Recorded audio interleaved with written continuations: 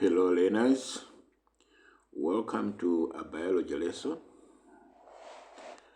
in which we are going to look at one of the popular experiments in biology, which is called food tests or testing for food nutrients. Right. Remember that we have different food nutrients, namely we have what are called carbohydrates,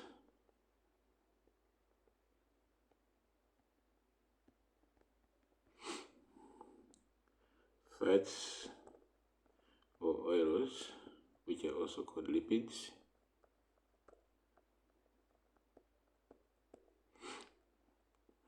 proteins,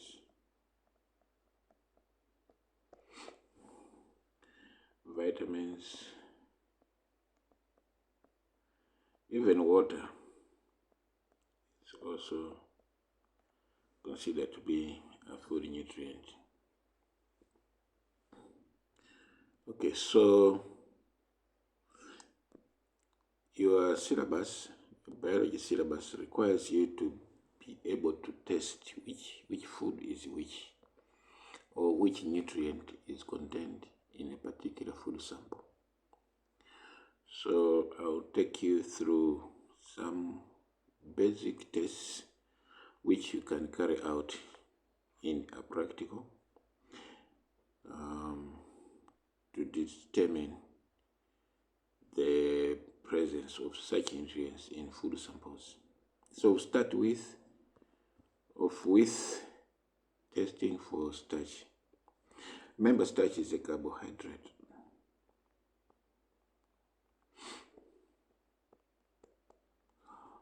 Okay, it's made by joining many repetitions of monosaccharides. So monosaccharides join together to make or to form a long chain. And the starch is also a form of carbohydrate which is stored in plant materials such as plant seeds and the other parts, as well as plant leaves. So you can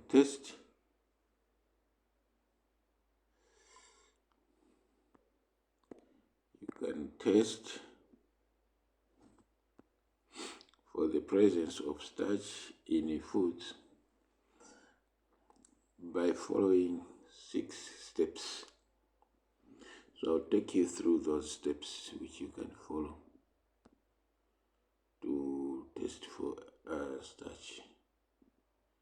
Alright, so step number 1. Step number 1 involves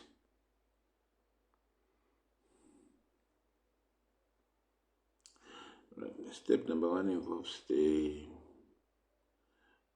collecting a clean test tube. Once again, clean test tube, because we don't want any external contaminations that would affect the results of the experiment. So get your food sample, drop it into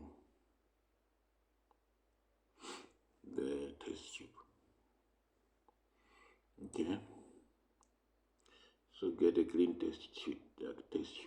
This is a test tube, and then get a small piece of food sample, drop it into the test tube.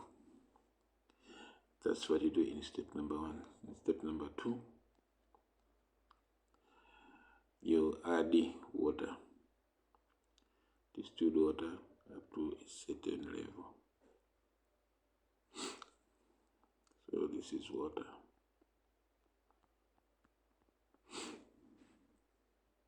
Okay, so having mixed the food sample with water, then you have to close the test tube with a rubber band. This is a rubber band.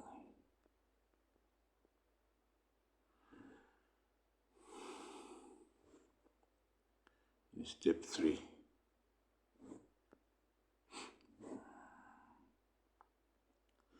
Close the test tube with a rubber band and making sure that there are no spillages from the test tube. Then you shake the test tube. You're shaking in order to mix the water and the food sample,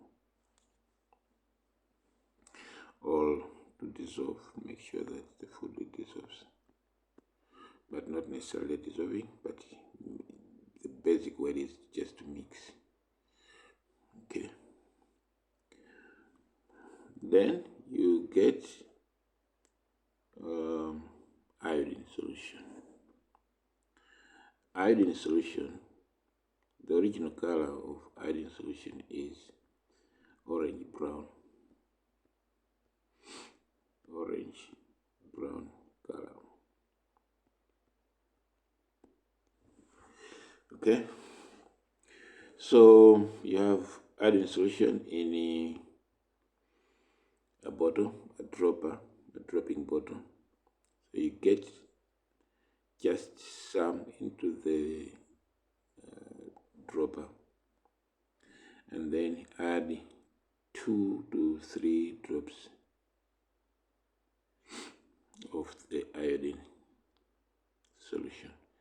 You add this to the food sample. Remember, you have a food sample here. You want to determine if the food sample contains starch, which is a carbohydrate. So then you observe. So you observe what happens. Any color change, you look for color change.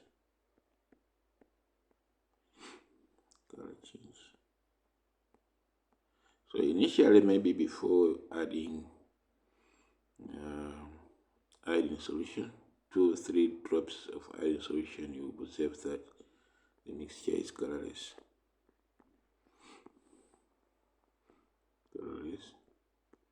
But after adding iodine, you observe colors change. Okay. So you record the color change. If the color remains brown, orange brown, then it means there's no starch in the food. So no starch.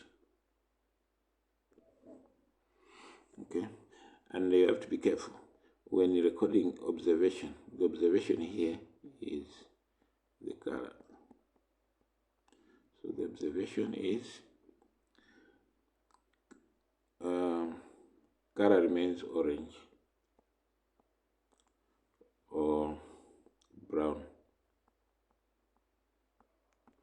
The conclusion is what you think is the reason why the color does not change. So when the color remains orange brown, it means there's no starch, because starch reacts with iodine, and when starch reacts with iodine, a blue-black color is seen.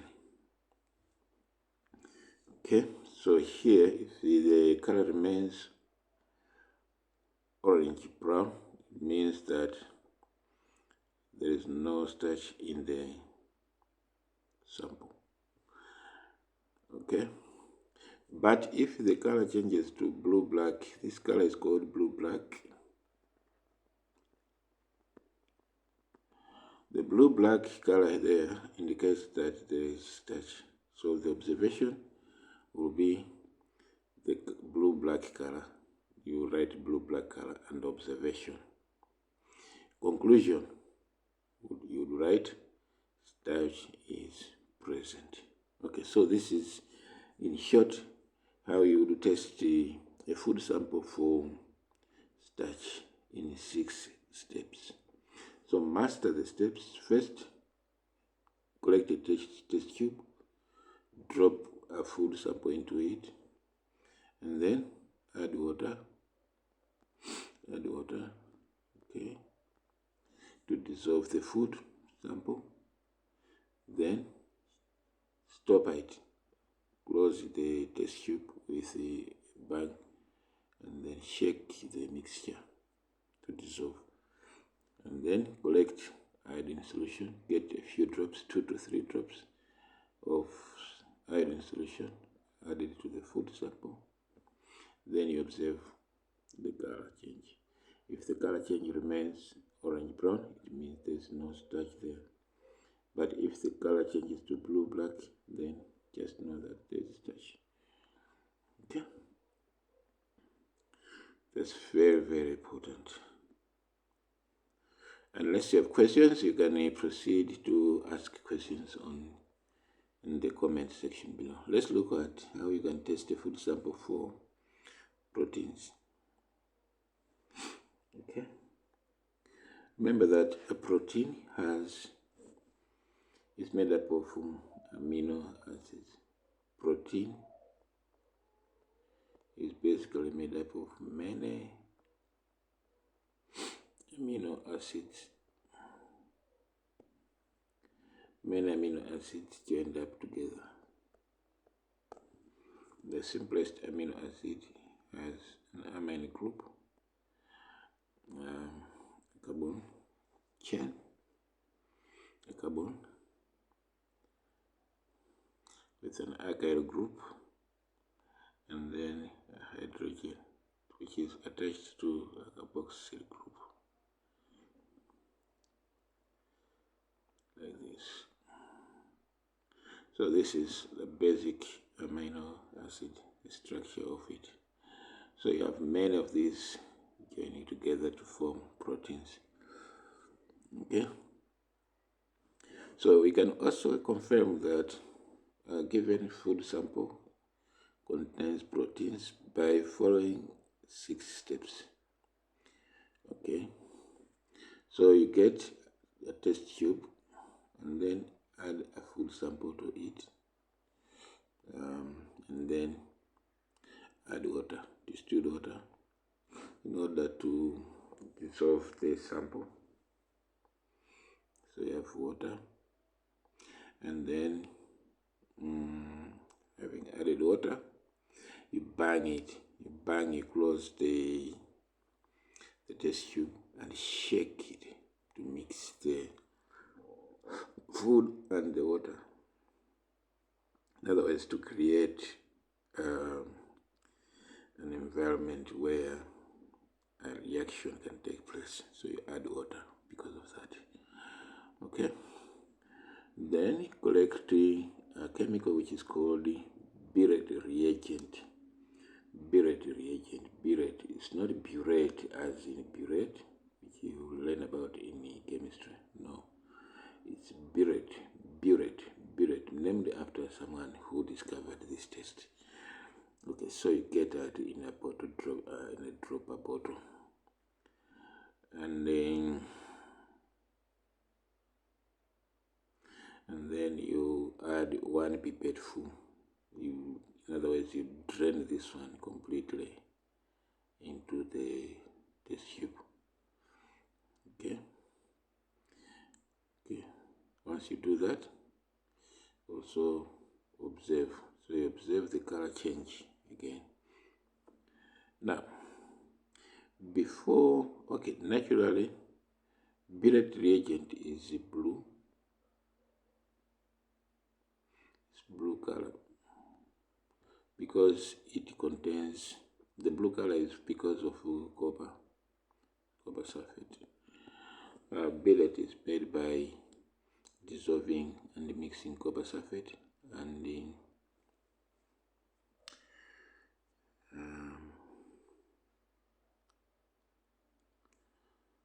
copper sulfate and something else. It has just slipped in my mind. Okay. Yeah, copper sulfate and sodium hydroxide.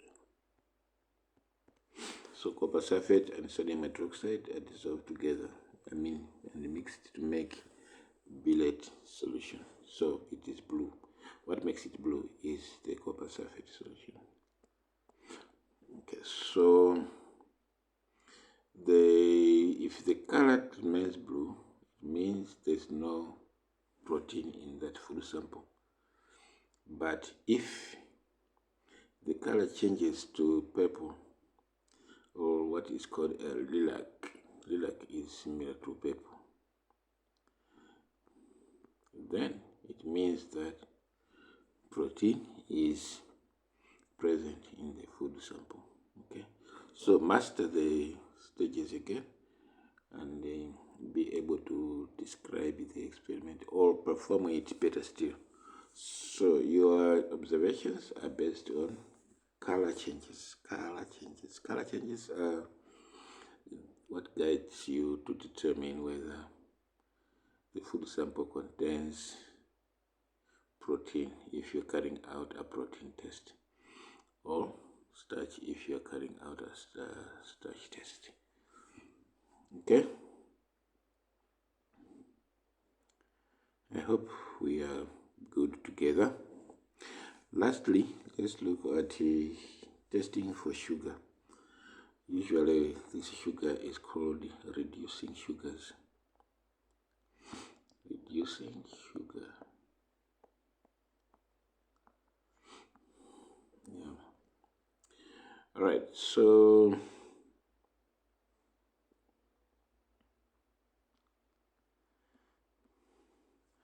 first, like the first steps, you have noticed that they are basically the same.